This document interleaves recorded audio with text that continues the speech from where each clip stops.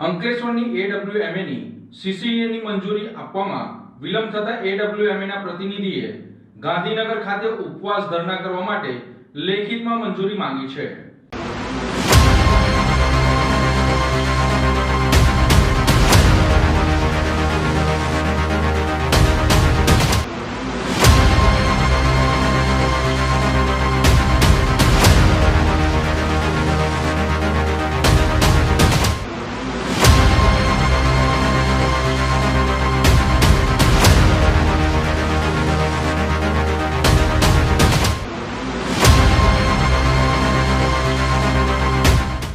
અંકલેશ્વર જીઆઈડીસીની એડબ્લ્યુએમએ પરવાનગીના પાંજરામાં વિકાસની જેમ પુરાઈ છે। અંકલેશ્વરના ઉદ્યોગકારો એડબ્લ્યુએમએની સીસીએને લઈને હવે ધરણા ઉપર ઉતરવા જઈ રહ્યા છે। ઉદ્યોગ અને પર્યાવરણ વચ્ચે સંતુલન સાધવાની વાતો કાગળો પૂરતી સીમિત રહી ગઈ છે તેવો આક્ષેપ ફરીવાર એકવાર મજબૂત બન્યો છે। અંકલેશ્વરના ઉદ્યોગકારોએ ગુજરાત પ્રદૂષણ નિયંત્રણ બોર્ડ સામે અનિશ્ચિત ઉપવાસની ચેતવણી આપી છે। તંત્રની કાર્યપદ્ધતિ પર ગંભીર સવાલો ઊભા કર્યા છે। અંકલેશ્વર વેસ્ટ મેનેજમેન્ટ એસોસિએશનના પ્રતિનિધિ રમેશ ગાભાની દ્વારા ગાંધીનગરમાં અરજી આપી આગામી 23 માર્ચથી ઉપવાસ માટે પરવાનગી માંગવામાં આવી છે। સેક્ટર 10A સ્થિત પર્યાવરણ ભવન બહાર યોજાનાર આ ભૂખ હડતાલ માત્ર વિરોધ નથી પરંતુ 1 વર્ષથી ચાલતી વહીવટી તંત્રની ઢીલાસ સામેનો પ્રતિકાર છે। અહીંયા મુખ્ય મુદ્દો એ છે કે કોમન ઇન્ફ્લુએન્ટ ટ્રીટમેન્ટ પ્લાન્ટ પ્રોજેક્ટ માટે સીસીએ પરવાનગી જે એક વખત મંજૂરી મળે છે અને જેમાં સંચાલન જોખમી કચરા તેમજ ઈ વેસ્ટ માટેની તમામ અનુમતિઓ સામેલ હોય છે। ઉદ્યોગકારોનો આક્ષેપ છે કે આધુનિક ટેકનોલોજીથી સજ્જ અને લગભગ 110 કરોડના ખર્ચે ઊભો કરાયેલો પ્રોજેક્ટ માત્ર કાગળોની ગોઠવણીમાં અટવાઈ રહ્યો છે। અહીંયા પ્રશ્ન એ ઊભો થાય છે કે જ્યારે ઉદ્યોગકારો પોતે પર્યાવરણ માટે સુવિધાઓ ઊભી કરે છે ત્યારે તંત્ર દ્વારા પ્રોત્સાહન આપવાની જગ્યાએ તેઓની કામગીરીમાં વિલંબ કરી રહ્યા છે। શું આ વિલંબ માત્ર પ્રક્રિયાની જટિલતા છે કે પછી કોઈ મોટા ઉદ્યોગ માફિયાઓના દબાણોનું પરિણામ છે? ઉદ્યોગકારો વધુમાં આરોપ લગાવ્યો છે કે આ વિલંબથી 500થી વધુ લઘુ ઉદ્યોગો પર સીધી તેની અસર પડી રહી છે। ન નફો કે ન નુકસાનના ધોરણે ઊભા કરાયેલા એડબ્લ્યુએમએના પ્રોજેક્ટને મંજૂરી ન આપવાથી એકમાત્ર આર્થિક નુકસાન જ નહીં પરંતુ પર્યાવરણ સુધારણાના પ્રયાસોને પણ પીછેહટ કરવાનું કામ કરી રહ્યા હોય તેવું સ્પષ્ટ દેખાઈ રહ્યું છે। રમેશ ગાભાણીનું નિવેદન વધુ ગંભીર પ્રશ્નો ઊભા કરે છે। શું જીપીસીબીના વલણો કોઈ ખાસ ઉદ્યોગોને ફાયદો પહોંચાડવા તરફ ઝૂકેલું છે તેવું સ્પષ્ટપણે માલુમ પડી રહ્યું છે? જો એવું છે તો માત્ર અંકલેશ્વર જ નહીં પરંતુ સમગ્ર રાજ્યના ઉદ્યોગો આવી પરિસ્થિતિ માટે ચિંતાજનક છે।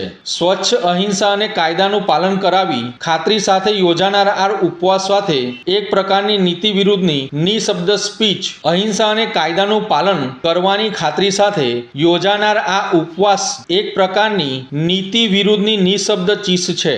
હવે જોવાનું રહ્યું કે તંત્ર દ્વારા આ ચેતવણીને ગંભીરતાથી લે છે કે ફરી એકવાર ફાઇલોને ધૂળમાં દબાવી દેવામાં આવશે।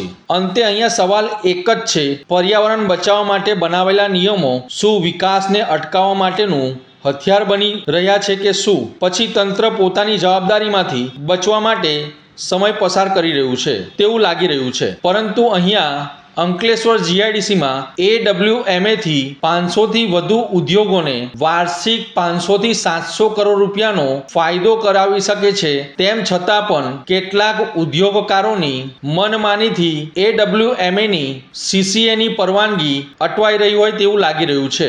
મળતી માહિતી અનુસાર એડબ્લ્યુએમએ સામે સૌપ્રથમ કેટલાક વિરોધીઓએ એનજીટીમાં ખોટી રીતે ફરિયાદ દાખલ કરી હતી અને એનજીટી કોર્ટ દ્વારા આ ફરિયાદને નકારવામાં આવી હતી અને આ ફરિયાદને ડિસમિસ કરી દીધી હતી। ત્યારબાદ એડબ્લ્યુએમએના વિરોધીઓ દ્વારા સીસીએની મંજૂરી ન મળે અને એડબ્લ્યુએમએ ચાલુ ન થાય તે માટે હાઈકોર્ટની અંદર પણ કેસ દાખલ કર્યો છે। આટલી નફટાઈ ભર્યું વર્તન કયા કારણોસર કરવામાં આવી રહ્યું છે અને જે કોર્ટ કેસ કરવામાં આવ્યો છે શું તેની પાછળ કોઈ રાજકીય હાથ તો નથી ને? તેવું સ્પષ્ટ લોકો કહેતા નથી, પરંતુ એક દ્રષ્ટિએ તો એવું જ લાગી રહ્યું છે કે AWMA ના CCA ની મંજૂરી ન મળવા પાછળ કેટલાક રાજકીય પરિબળો પણ કામ કરી રહ્યા છે.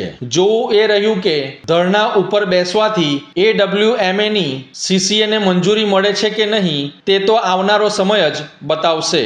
CCA મંજૂર નહીં થવાના કારણો તો આપણને કોઈ GPCB આપેલા નથી, પણ અમે લોકોએ આ માટે થઈને અને આજે CETP બનાવ્યો છે અંકલેશ્વર વેસ્ટ પેનલ. પહેલા પ્રથમ તો સ્મોલ અને મીડિયમ સ્કેલને ફાયદો થાય એ માટે બનાવ્યો છે અને નહીં નફો ને નુકસાનના ધોરણે આ પ્લાન્ટ ચલાવવાના છે, જેથી કરીને આમાં આશરે જે અત્યારે બીજું કંપનીની ચાર્જ છે ટ્રીટમેન્ટનો, એના કરતાં ઓછા ચાર્જેસ થશે. એટલે આશરે અમારું માનવું એવું છે કે ઇન્ડસ્ટ્રીઝના 500 થી 700 કરોડ વર્ષે બચાવ થશે. એટલે આ CETP જે બન્યો છે અને જેના માટે અમે લોકોએ 1 વર્ષ પહેલાં પરમિશન માટે CCA માટે અરજી કરેલી છે. એના પછી અમને GPCB દ્વારા અમે જ્યારે જઈએ છીએ તે કહીએ છીએ પરમિશન આપીએ છીએ અને વર્ષના અંતે અમને પરમિશન નહીં મળવાના કારણે અમે અનેક વખત રજૂઆતો કરી છે. આપણા લોકલ ધારાસભ્ય હાલના મંત્રીશ્રી એ પણ અમારી સાથે આ પ્રોજેક્ટ જલ્દી ચાલુ થાય એના માટે પોઝિટિવ વિચાર કરીને કે ભાઈ ઇન્ડસ્ટ્રીને આટલો ફાયદો થયો હશે, તો એ બધી રજૂઆતને અંતે અમને પરમિશન નથી મળતી.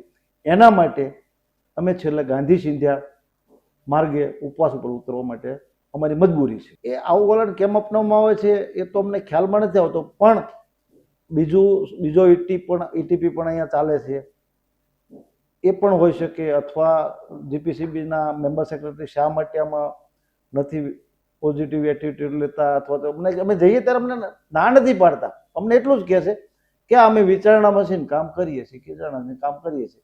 વર્ષના અંતે ના છૂટકે અમારે ઉપવાસનો કાયદો બતાવવો પડ્યો છે અને એના માટે મેં મંજૂરી માંગી છે અને એ મંજૂરી મળે અમે ઉપવાસ ઉપર ઉતરશું. હવે એમણે પહેલાં ETL નામની કંપની છે અહીંયા, જે ETP છે, CETP છે, એમણે ભૂતકાળમાં જે કોઈ પર્યાવરણ માટે જે કંઈ કોર્ટ કેસ છે એ NGT છે, તો એમાં અમે અરજી કરેલી, પણ જે તે NGTએ એમને કીધું કે ભાઈ તમારી માંગણી ખોટી છે કે વોટ એવર જે કીધું એ, પણ એ લોકોએ પછી NGTમાંથી કેસ પાછો ખેંચીને આ જે અંકલેશ્વર વેસ્ટમેન છે એને ખોટી રીતે હેરાન કરવા માટે, પરેશાન કરવા માટે કોર્ટ મેટર બનાવીને હાઈકોર્ટમાં કંઈક અરજી કરેલી છે. જ્યાં સુધી માંગણી નહીં સંતોષાય ત્યાં સુધી અન્ન અને જળ નથી લેવાનું. અને આના થકી બીજું ઉપરાંત લોકોને રોજીરોટી મળવાની છે,